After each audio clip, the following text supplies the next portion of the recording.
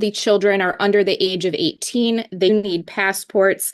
While they are traveling to what is a United States territory, we just want to make sure all bases are covered. If there's a flight that's diverted, if they have an opportunity to travel to, say, a British Virgin Island, which is very close to where they'll be staying, we think it would be appropriate for the children to have passports. My client is willing to pay for the cost. Lastly, Your Honor, as it relates to parenting time, the judgment of divorce does provide a schedule wherein Ms. Adams has the minor children 8 out of it 14-day period, with my client having the minor children 6 days in a 14-day period. They do have a specific provision regarding summer parenting time where each party is able to have 2 weeks of vacation time, and they have to let the other party know in writing 45 days ahead of time.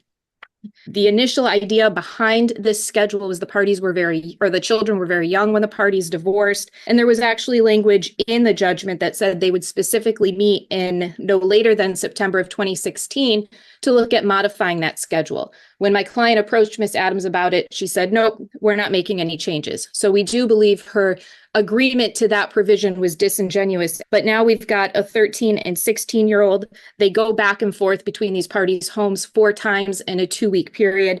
This is a difference of 25 overnights in a calendar year.